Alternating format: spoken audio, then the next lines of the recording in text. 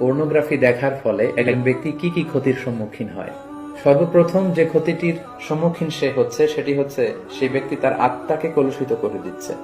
ফলে কোনো এবাদতে সে মজা পাবে না, সে সালাত আদায় করে মজা পাবে না, সে কোরআন তেলাওয়াত করে মজা পাবে না, সে তাসবিহ করে মজা পাবে না, এবং আল্লাহ তাআলার ক্রোধ সে অর্জন করছে আল্লাহর রহমতের পরিবর্তে। আল্লাহর লানও তার উপর বর্ষিত হচ্ছে। এবং মানুষের দেহের যতগুলো অঙ্গ রয়েছে তার মধ্যে থেকে সবচাইতে দামি অঙ্গ হচ্ছে তার আত্মা। And pornography is damaging your soul. চিকিৎসা বিজ্ঞানীরা বলছেন কোনো ব্যক্তি যখন পর্নো ভিডিও দেখে তখন তার মস্তিষ্কের স্নায়ু কোষগুলো থেকে এক ধরনের কেমিক্যাল রিলিজ হয় যেটাকে বলা হয় ডোপামিন। আর এই ডোপামিন হচ্ছে the same chemical when someone have the drugs. কেউ যখন ড্রাগ নেয় তখন তার মস্তিষ্কের স্নায়ু কোষ থেকে যে কেমিক্যাল রিলিজ হয়, একজন মানুষ অশ্লীল, নোংরা এবং কুরুচিপূর্ণ ছেলে মেয়েদের যুগল দৃশ্য দেখলে একই ধরনের কেমিক্যাল তার মস্তিষ্কের স্নায়ু কোষ থেকে রিলিজ হয়।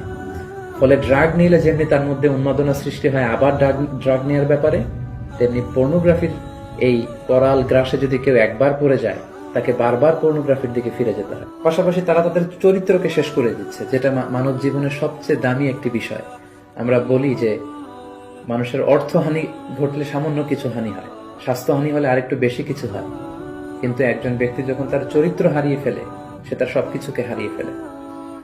পাশাপাশি যারা পর্নোগ্রাফি দেখে অভ্যস্ত তাদের স্বাস্থ্যের মারাত্মক হানি ঘটে, যেহেতু পর্নোগ্রাফি ওয়াচাররা রাতের সময়টুকুকে বেছে নেয় গোপনে পর্নোগ্রাফি দেখার জন্য। ফলে রাতের ঘুম তাদের আর হয় না, তারা ইনসমনিয়াতে ভোগে এবং একটা বিকৃত রুচি তারা ডেভেলপ করে ফেলছে মনের অজান্তেই।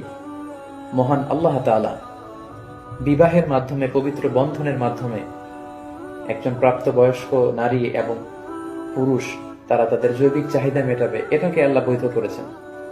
কিন্তু বিয়ের অনেক আগেই যখন তারা এই যুগল দৃশ্যগুলো ভিডিওতে দেখে, বলা আয়াযু বিল্লাহ, নাউযু বিল্লাহ, তখন মনের অজান্তে একটা বিকৃত রুচি তারা ডেভেলপ করে। তারা তখন আর স্বাভাবিক মানুষ থাকে না, অস্বাভাবিক মানুষে পরিণত হয়।